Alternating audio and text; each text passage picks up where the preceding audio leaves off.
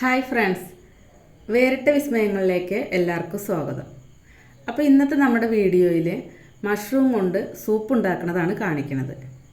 നമുക്ക് ഏത് തരം കൂണ് കൊണ്ടും സൂപ്പ് ഉണ്ടാക്കാം. ചിപ്പിക്കൂണ് കൊണ്ടും പാൽക്കൂണ് കൊണ്ടും ബട്ടൺ കൂണ് കൊണ്ടും സൂപ്പ് ഉണ്ടാക്കാം. ഞാനിവിടെ എടുത്തിരിക്കുന്നത് പാൽക്കൂണാണ്. അപ്പോൾ നമുക്ക് പാൽക്കൂണ് കൊണ്ട് സൂപ്പ് എങ്ങനെ ഉണ്ടാക്കാം എന്നുള്ളത് നോക്കാം. അതിന് വേണ്ടിയിട്ട് ഞാനിവിടെ 150 ഗ്രാം പാൽക്കൂൺ എടുത്ത് വെച്ചിട്ടുണ്ട്. ഇനി നമുക്കൊരു പാൻ എടുത്ത് അതിലേക്ക് ബട്ടർ ചേർത്ത് കൊടുക്കാം. ബട്ടർ മെൽട്ടാവുമ്പോൾ ചെറുതാക്കി അരിഞ്ഞു വെച്ച വെളുത്തുള്ളി അതിലിട്ട് മൂപ്പിച്ചെടുക്കുക.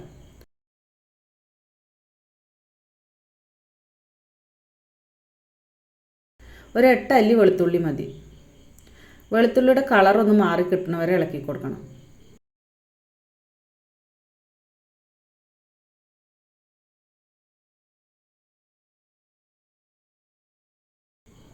അതിനുശേഷം ഒരു സവാള ചെറുതായി അരിഞ്ഞത് ചേർത്ത് കൊടുക്കുക.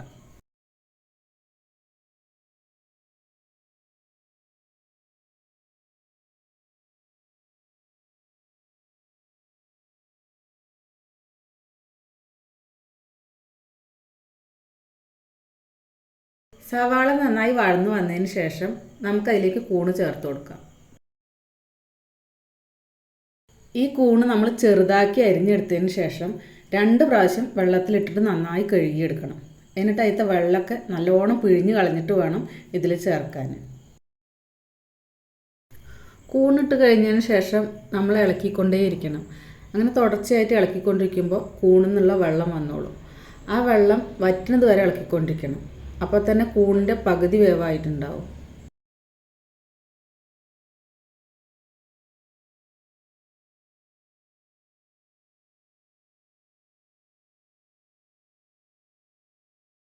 ഇപ്പോൾ ദാ ഇത് നന്നായിട്ട് വെള്ളം വറ്റി വന്നിട്ടുണ്ട്. ഇനി ഇതിലേക്ക് 1 സ്പൂൺ കുരുമുളക് പൊടി ചേർക്കുക. 1/2 സ്പൂൺ ഉപ്പും. ഇനി ഇത് നന്നായി ഇളക്കി യോജിപ്പിക്കണം.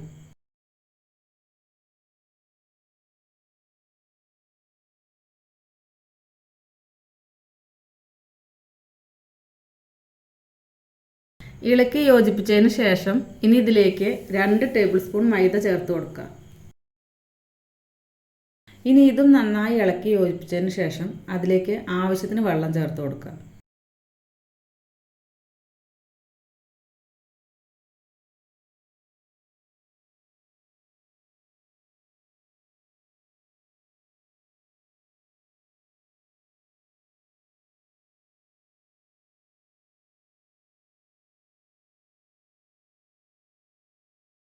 വെള്ളം തിളച്ച് കഴിഞ്ഞ് ഒന്ന് കുറുകി വരുമ്പോൾ നമുക്കിതിലേക്ക് 2 സ്പൂൺ ഫ്രഷ് ക്രീം ചേർത്ത് കൊടുക്കാം.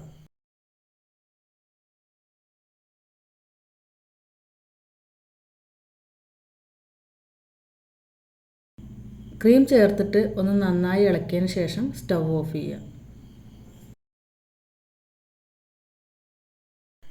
അപ്പോൾ നമ്മുടെ സൂപ്പ് ഇവിടെ റെഡി ആയിട്ടുണ്ട്. സൂപ്പ് എപ്പോഴും ഇങ്ങനെ ലൂസായിട്ടിരിക്കുകയാണ് വേണ്ടത്. അപ്പോൾ ഇനി ഇത് നമുക്ക് ചൂടോടുകൂടി തന്നെ കഴിക്കാം. ഈ വീഡിയോ ഇഷ്ടമായി എന്ന് കരുതുന്നു. വീഡിയോ ഇഷ്ടമായ ലൈക്ക് ചെയ്യാനും സബ്സ്ക്രൈബ് ചെയ്യാത്തവരാണെങ്കിൽ സബ്സ്ക്രൈബ് ചെയ്യാനും മറക്കരുത്.